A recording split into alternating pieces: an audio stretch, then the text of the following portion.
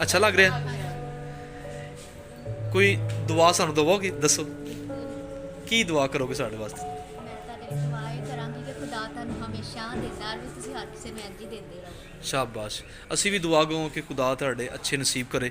ਇਹਦੇ ਨਾਲ ਇਹ ਬੈੱਡ ਸ਼ੋਕੇਸ ਜੋ ਵੀ ਹੈਗਾ ਉਹ ਅਸੀਂ ਅੱਜ ਬੇਟੀ ਨੂੰ ਇਹਦੇ ਨਾਲ ਕੱਲਾਂਗੇ।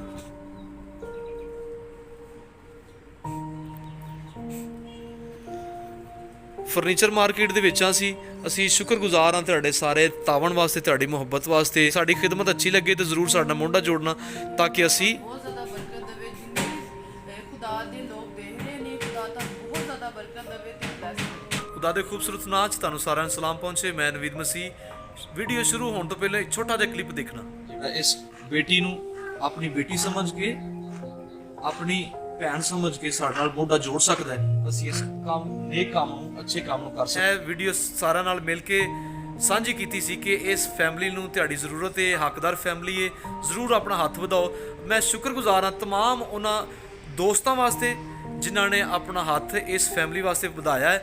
ਜਿਸ ਨੇ ਜਿਵੇਂ ਵੀ ਆਪਣਾ ਹਦੀਆ ਸਾਡੇ ਤੱਕ ਪਹੁੰਚਾਇਆ, ਅਸੀਂ ਸਾਰਿਆਂ ਦੇ ਸ਼ੁਕਰਗੁਜ਼ਾਰ ਹਾਂ।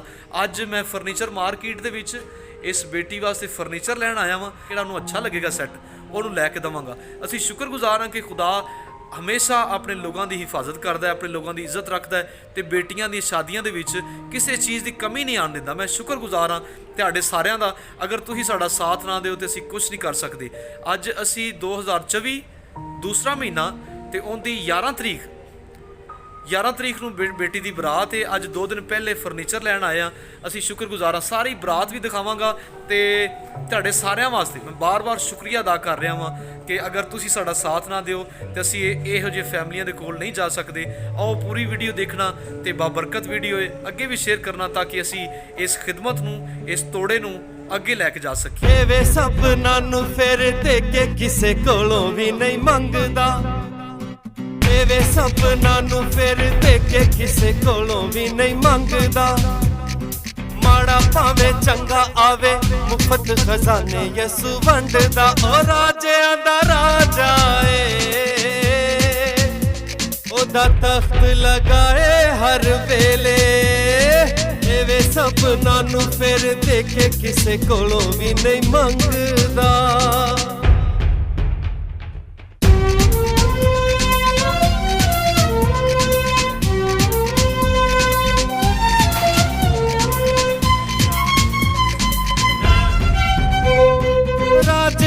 ਰਾਜੇ ਦੇ ਸਵਾਗਤ ਲਈ ਯਰੂਸ਼ਲਮ ਜਿਹੜੇ ਆਏ ਨੇ।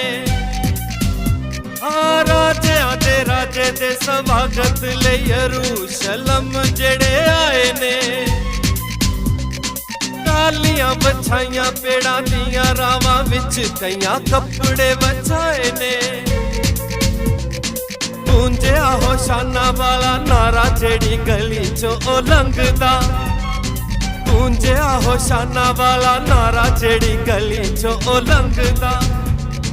ਮਾੜਾ ਭਾਵੇਂ ਚੰਗਾ ਆਵੇ, ਮੁਫਤ ਖਜ਼ਾਨੇ ਯਿਸੂ ਵੰਡਦਾ। ਉਹ ਰਾਜਿਆਂ ਦਾ ਰਾਜਾ ਏ, ਉਹਦਾ ਤਖਤ ਲਗਾਏ ਹਰ ਵੇਲੇ। ਵੇ ਸਭਨਾਂ ਨੂੰ ਫਿਰ ਦੇ ਕੇ ਕਿਸੇ ਕੋਲੋਂ ਵੀ ਨਹੀਂ ਮੰਗਦਾ।